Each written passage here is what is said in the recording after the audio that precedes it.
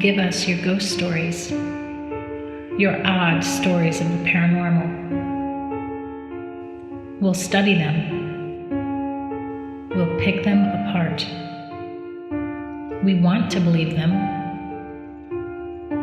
but will we?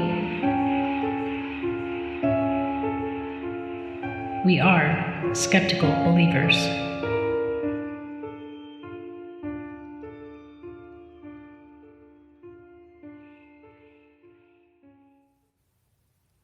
Hello, everybody. Heather and I are back for another episode of Skeptical Believers. Today, obviously, we are talking about Ouija boards. Or, I don't know if you can see the screen yet, but we are talking about that.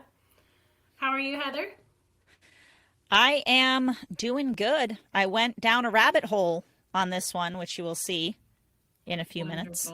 I'm down with it. I love Ouija boards. I love the mystery of them and the potential that they hold, and I just like the whole thing. So I'm into it. Are you a user? A Ouija board user? No. I think Ditto. I might have when I was a kid once or twice, but it scared me, so I didn't anymore. Like, I started hearing people saying, "Don't touch them, they're dangerous," and I was like, "Oh no." Yeah, no, I'm in that camp. I'm in the don't ever use a Ouija board camp, for sure. Yeah. Okay. Well, we'll get there. We'll get there. Yeah, oh. No, you're good. There I am giving everything away. All right. So, first off, thank you, Scott, for editing for us. If you guys like our shows, please like and subscribe and ring the little bell and all those other things that you're supposed to do on YouTube. Yep. So, all right. Ouija boards. How do you want to start? Well, I want to start with a brief history. Okay. There is a picture of one. Yes. The classic. So just Ouija like, board. Yeah, it is. So here's some bullet points. Apparently there was already a thing called the talking board, of which I could not find much information. So I found that talking boards are recorded as early as 1100 AD in China. Oh, okay. Yeah. That makes sense to me. It makes sense being a Chinese invention. But yeah, so they're around. You kind of just jimmied one together or wrote it on paper or what have you. And then some dudes came along and were like, you know what, let's market this. But because mediums, I guess, are super slow and boring, like just sitting there waiting and like everyone's like, what's going on? So some dudes were like, we need a faster way to communicate with the dead. Let's market this and let's call it the Ouija board, which in 1891 is when they did this. It took off in popularity. And then in 1973, The Exorcist turned it into a horror prop and totally changed the perception of the Ouija board forever. Yes. That is all facts. Yeah. Now, I have a few more details. Do you go into more detail, I have some. or should I? Oh, yeah. You can go into more detail. I have some fun facts. Let's see if some of these are the ones you had. Okay. Apparently, a jury in England in 1994 consulted a Ouija board to give its guilty verdict. When that was found out, the conviction was overturned because of it. The defendant got a new trial. He was still found guilty. Yes, I read about that. They actually used the Ouija board during their deliberations to try and contact the murdered victim to ask the victim if the defendant killed them. Well, you know what? Believe the board because he was found guilty anyway. So there you go. There you go. Now, one mythical story, which may or may not be true, is that the board named itself. Yes. So they just said, hey, what should we call you? And it spelled Ouija. But I guess the guy was one of the creators of the board was a fan of an author whose name was Ouida, Ouida. And so it was just a corrupted spelling of that, which might have been also where it came from.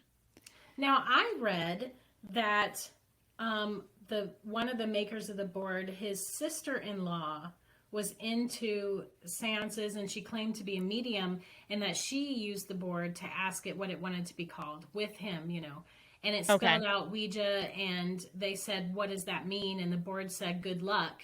And then they found out later that she was wearing a necklace with a locket with a picture of a woman that was, I think, related to her or something. And the woman's name was Ouija. And that maybe it was just a weird spelling. So it's the same basic thing, but a slightly different story. Interesting. Well, it's one of those mythical things. I don't think we're ever going to really know where that name came from. It's a bit of an odd name. Doesn't seem to have anything to do with... I heard that Ouija might be a combination of French and I think it was German for yes. So French is oui, and I think it was German. Maybe I wrote it down. German is ja? Yeah, so Ouija. Okay. Yes, yes. Yes. We could call it a yes, yes board. Should have been yes, no, right? I don't know. Balance. Is ja, how do you say no? But no in German is 9, isn't it? Yeah. Don't quote me on that. I think it is. Yeah. I don't know. It could have been called a oui non. I like it. Yeah. Now, when they went to get the patent, here's another story. The chief patent officer was like, yeah, I don't know, guys, if this is legit, So they're like, okay, tell you what, we'll ask it what your name is to spell it out. And if it gives us the correct name, then you've got to do the patent. He was like, okay. And it spelled out the guy's name. Mm-hmm. So this one's like, they really didn't know the guy's name going into it. Come on.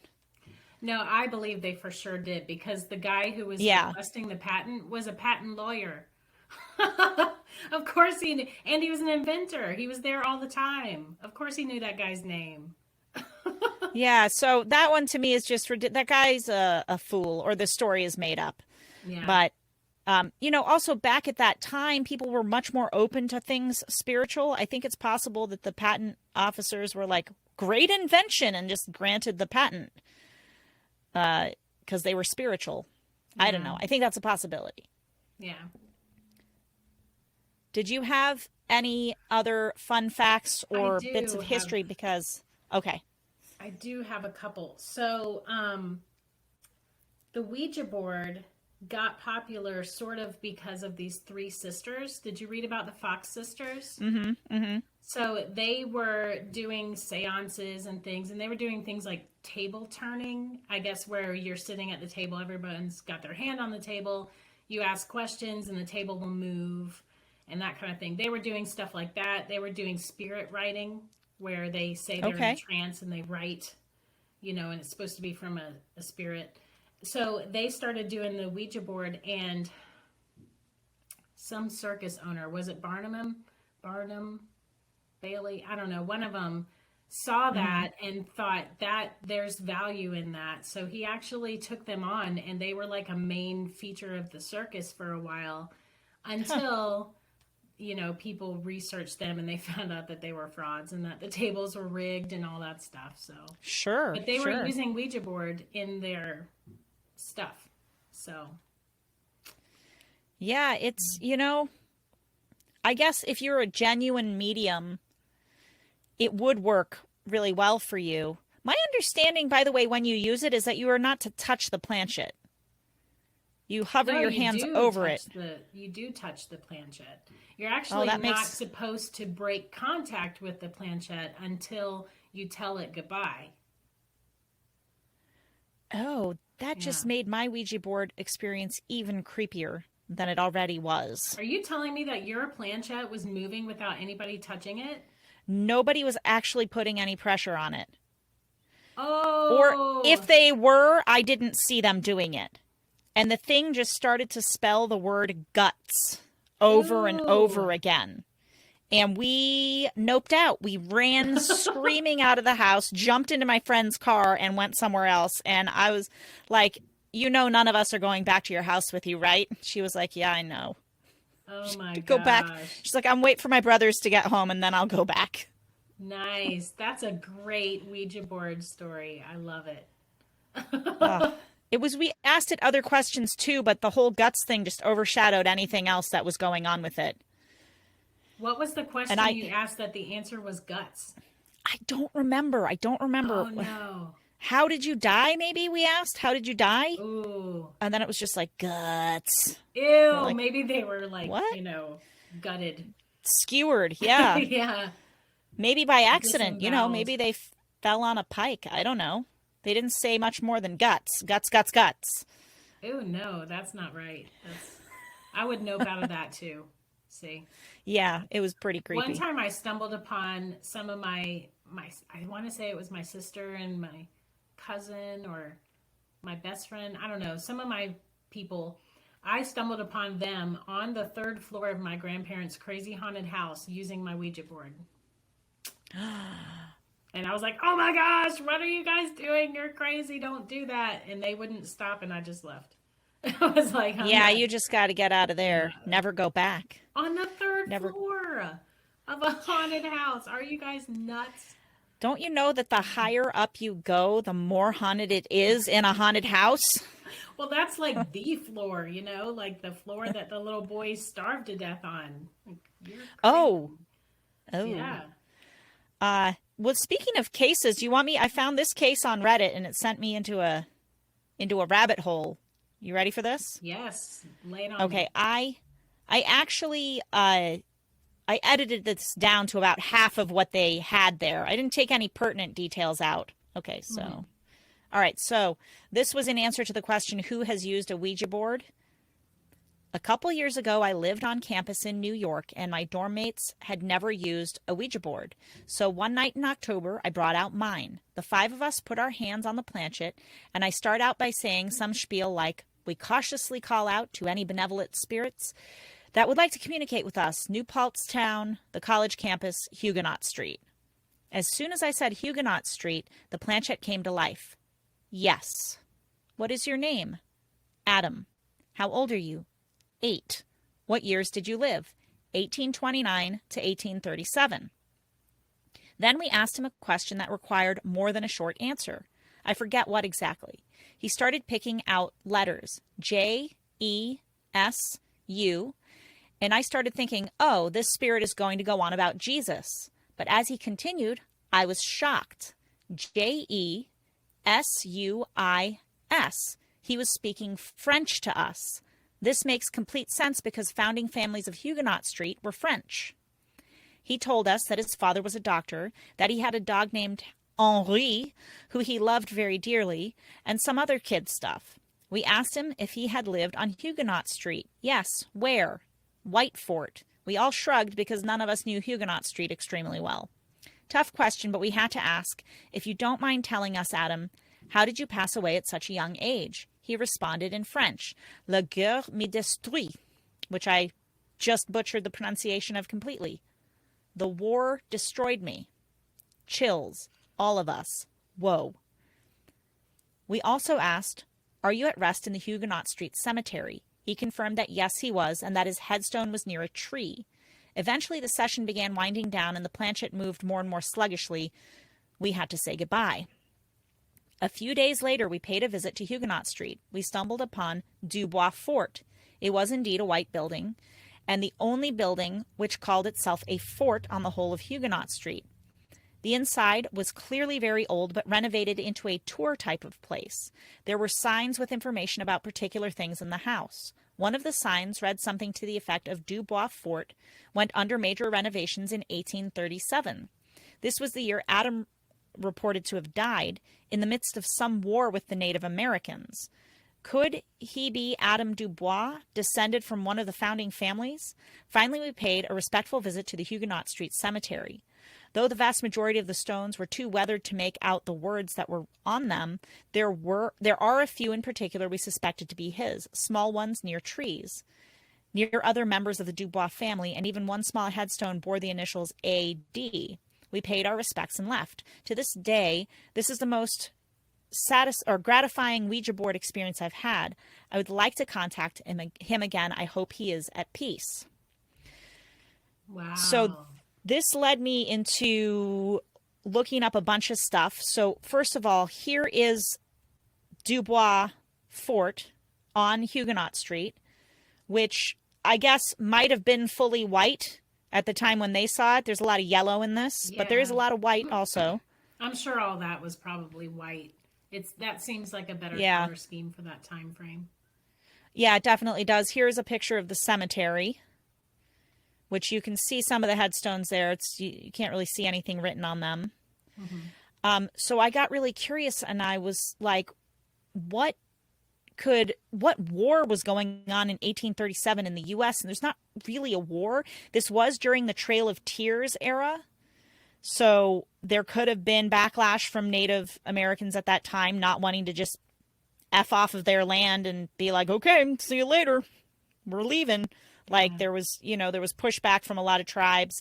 There was also a conflict going on that started later in the year 1837 between British and French in Canada, which in Quebec specifically, which New York State does border.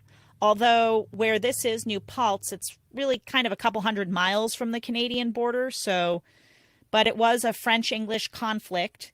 There was also, this was a time period of economic strife in the U.S. So I think maybe all of these things combined, if this kid is real, made him think there was like a war going on. I could not find, I even dove deep into death records, and I could not find any death record for an Adam Dubois in 1837. Wow. There was, what was the other thing I did?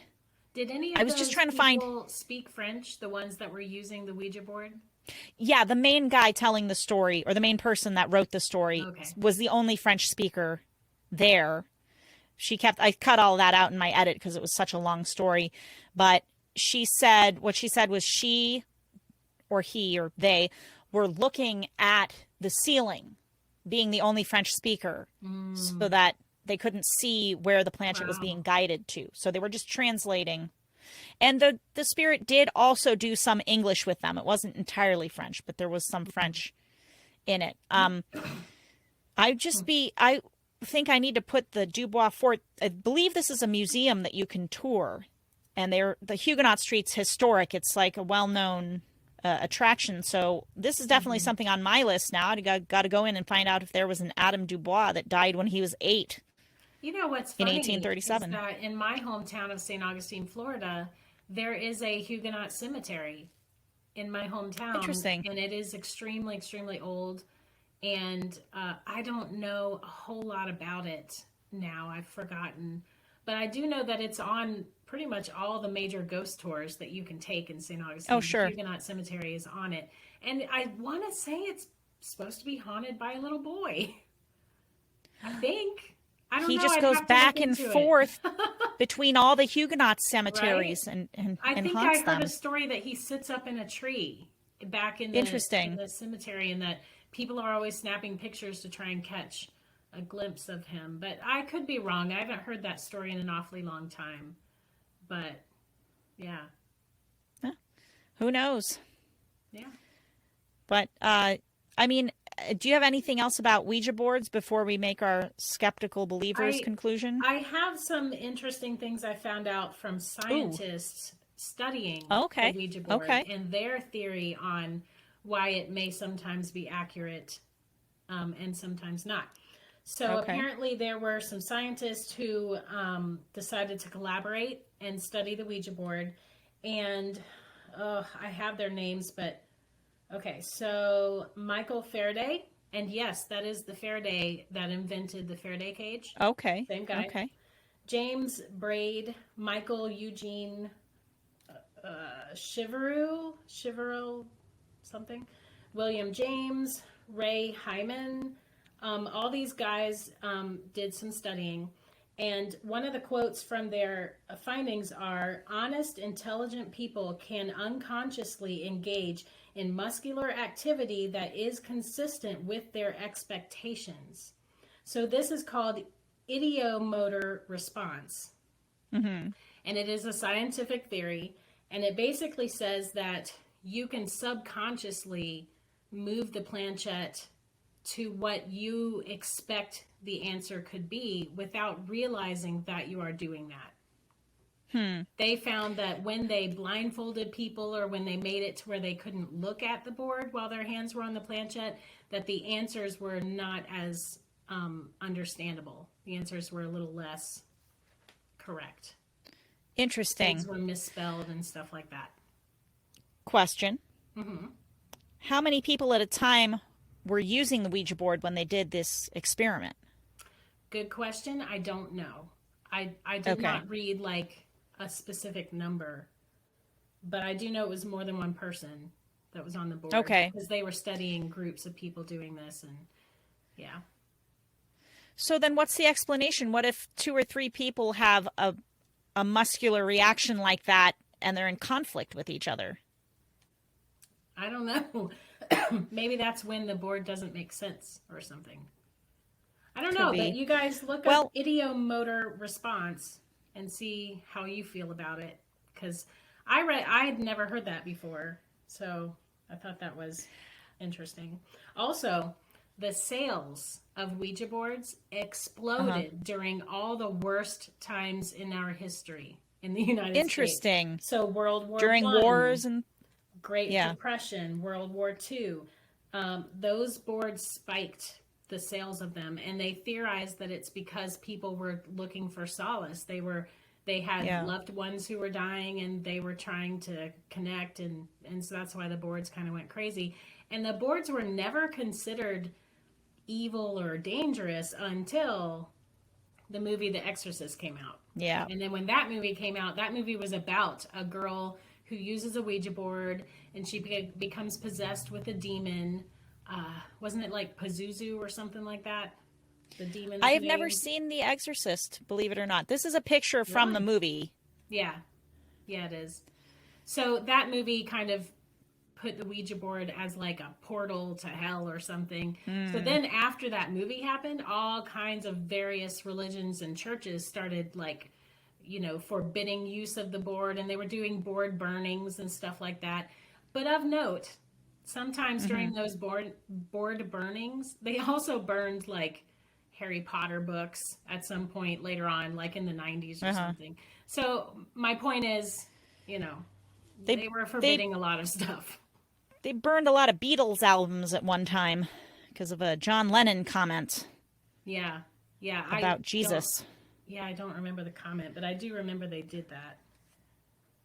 I believe he allegedly said that the Beatles were more popular than Jesus. Ah. Which, I mean, in his defense, may well have been true when he said it. The Beatles were very popular, so. They were incredibly popular. I was going to say, I think that the testament to my bias going into this was the fact that I did not seek any scientific explanation for the Ouija board like you did. So I think I have to just admit that going forward with the episode here, because I was like, oh yeah, I should have looked at science. Well, the last thing I want to address is how to use a Ouija board according to various people. So I did research how one should use it, and I found 2 different women on YouTube, and they both had contradictory views on how one should use it. So I thought I would kind of include them both. So the first lady that I watched, she is, I believe that she said she was a medium, and she was, into spirituality and paranormal things and all that.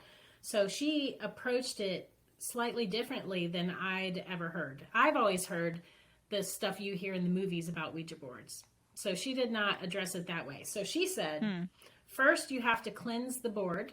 And she suggested sage, smoke, or whatever your belief system is. So you could even use holy water if that's what you're into or whatever. She said, cleanse the board. Bleach. Bleach. Some Clorox wipes, Yep. Just get a hand sanitizer.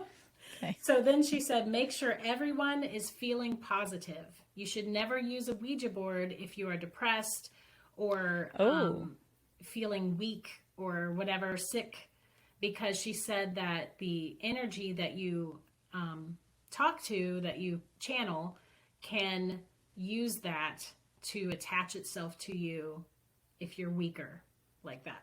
So always be positive. Then she said, always designate one person to ask the questions only. So what the same person asks all the questions, you should write your questions down ahead of time so that person knows what to ask. And she said the reason is because the energy that you are channeling might become a little frantic or confused if a bunch of people are spouting off questions at it. It is better for just one person to do that. So then she says, start with simple yes or no questions so that the energy can become accustomed and you can make sure that you're actually speaking with an energy and not just you guys misinterpreting or whatever. So, and then once you get some good yes or no answers, then you move on to the more complicated questions that have to be spelled out. You should also have a person there that records the questions and the answers that are not participating. So like someone off to the side to record everything so that when you're done with your session, you can go back and look at what you really got. So she says, do not ask these questions. Do not ask, when did you die? Were you murdered? How did you die? Never talk about death when you're using a Ouija board. And she said the reason for her, the reason is respect. She said that person, that energy may not even know how they died. They may not remember. Making them remember might turn them a little frantic, that energy. So she just said it's generally a bad idea to talk about death with the Ouija board. Interesting. Okay. She says, do not put your board on top of a grave site. It's okay to sit in a cemetery, but just don't do it on top of somebody's grave. She says, no, don't do it in a cemetery. Can I just cut you off there? Who takes it to the cemetery? To me, it seems like a bad idea, but you know. Seems like a terrible idea. Yeah.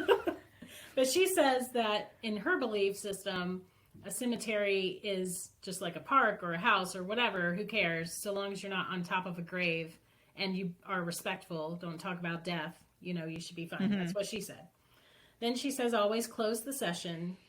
Tell them you are leaving and say goodbye and tell them that they have to leave, that they can't stay with you. So I agree with that. That's a very good idea. Yeah. She says, never be mean or rude or condescending while you're using the Ouija board. Never use it if you're in a bad mood or under the influence of drugs or alcohol. Because again, that makes you weak and you could be... No drunk Ouijaing. No. And she says that it is okay to use a Ouija board by yourself. Now she recommends having the interpreter and all that stuff, but if you want to, she said that it's not dangerous to use it by yourself. Boo, thumbs down. No. So that's her. I'm not using it by myself. I'm not using it with other people. Here's my advice. Don't use a Ouija board at all. Yeah. Please continue. Although she is taking it into the use of like positive use rather than the exorcist stigmatized use. So I guess there's something there. She very much said it's simply a tool. It's not a gateway to hell. It's you can't summon like demons with it. It's just all energy, and the way you use the board will influence how the energy reacts. And so, she was very big on respect. She emphasized that a lot. Be respectful when you're using it, that kind of thing. So then the other lady that I found was the polar opposite. She said all the things that you hear from horror movies, and she believed them hardcore. So she said, never take your hands off the planchette until you're done. She says that taking your hands off the planchette before the session has been closed breaks the connection and allows the energy to be lingering, to be released or whatever. Okay. So she says, be mentally strong. So kind of the same as the other lady said, don't do it if you're depressed or under the influence or whatever. She says, do not ever mock the spirits or prank each other while you're using a Ouija board because it's disrespectful. Good luck with that. That's Right? like all you use a Ouija board for. Right? Pranking people. Yeah. Okay, I was going to add one other thing. I think we could include in this, if you're super tired, don't use a Ouija board. Like, make sure you're well rested. Make sure you're not hungry, no distractions. And then, don't use the Ouija board anyway. Please go on. Oh, gosh. So don't mock. Okay. Never ask when a living person is going to die. Ooh. Never do it. She says well, I'm not sure if she really believed that it will curse the person or if maybe you just don't need that date bumping around in your head, Mm-hmm. One time on my podcast, because we are podcasters, the both of us. We're podcasters. So, I can't believe we haven't mentioned it yet in this episode. Know. Last episode, we didn't mention it at all. Can you imagine? Okay, we have to make up for it. Yeah. We're podcasters. Podcasters? That's what we do. Podcasters. So, go on. On my show, I interviewed, oh my gosh, I lost my train of thought because of the whole podcasting thing. I'm so sorry. You were talking about... Oh, I interviewed a spirit medium, and he asked me, do you want to know when you're going to die?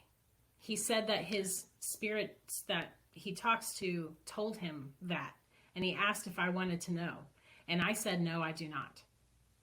And not because I think he might actually know the real day or not. It's just because I don't want that date in my brain. Because I kind of feel like self-fulfilling prophecy, maybe if that date is there, then, So he said, good for you. And then we moved on. So I don't still know what date he was going to say. No. But I don't want to know. I don't want to. How many times have we seen that movie, though? Where somebody goes all out of their way to make a curse not come true, and then it's because of not wanting it to come true that it does come true, and all their actions they took to avoid it caused it to begin with. Yeah. So, that's the whole, can you really alter the future? Or was it always going to be the way it's going to be no matter what you do? I don't know. That's deep. That's deep, bro. We should get into dimensions. Yeah. So never ask when a living person is going to die. Store the board and the planchette separately. She says never leave the planchette with the board because the energies can activate the board while you're not there. And she said the worst way is to just leave the board sitting out, like on a table with the planchette on top of it, because then, energies can use it. When you buy a Ouija board, doesn't it come with the planchette in the box? How long has that been sitting there for together with each other? Your local Target that's got some Ouija boards in there with planchettes in them. I don't know. Grocery store chain just became really sinister. Yeah, right? Watch out for all those Ouija boards just sitting in there.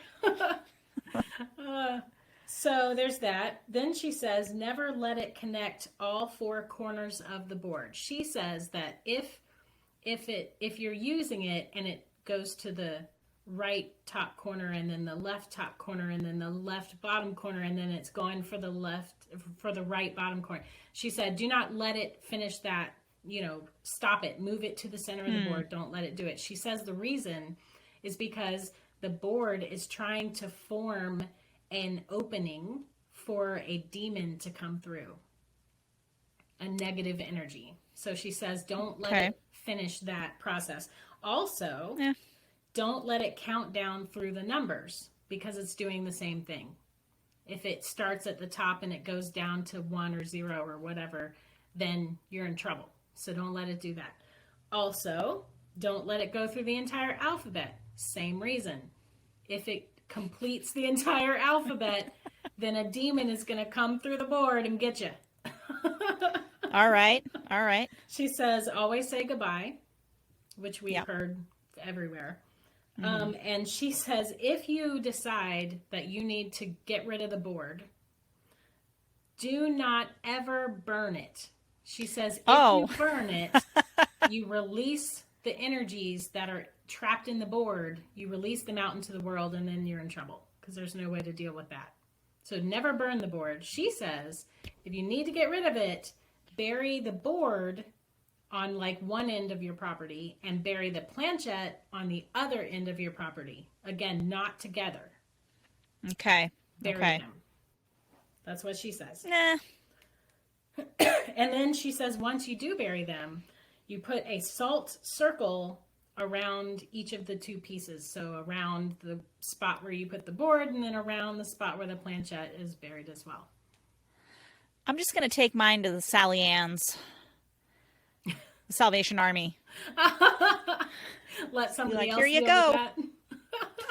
Didn't want to bury it and do the salt ring, so now it's your problem. Yeah. I listen, the prankster in me wants so badly to do some kind of home repair in our house that requires me to like open up a wall so that I can put a Ouija board in the wall upside down. Nice. And just leave it there. I mean, a board that's never been used, who cares? Put it in the wall and just cover it back up for someone else to find years later. You know, if you really want to take it to the limit, like prick your finger and just drop some blood drops around it. Oh, yeah, right? But then my blood is with a Ouija Okay, yeah, board. no. I don't know. And you're going to put the planchette in there? Maybe that's a bad idea. You're right. Maybe that's a bad idea. That seems like Okay. That's how you get haunted houses. Put a dead rat or something in there with it, too. Oh, There's got to be something. A dead snake? Get a snake skin and put the snake skin in there. There you go. There we go. Yeah. Nothing could possibly go wrong with that. Well, not if you don't put the planchette with it, apparently. Yeah. So, yeah. I do. So, okay. Here's the thing. I feel like the Ouija board actually can be used to communicate with a spirit. Mm-hmm. I think it's super easy to fake and prank. I do not believe it's going to open portals to hell and bring demons into the world. I'm not on that. So I'm probably at like a 3.5 out of 10 skeptics. Okay. On a Ouija board. Yeah, I'm in the same range, and I think all the same things that you just said.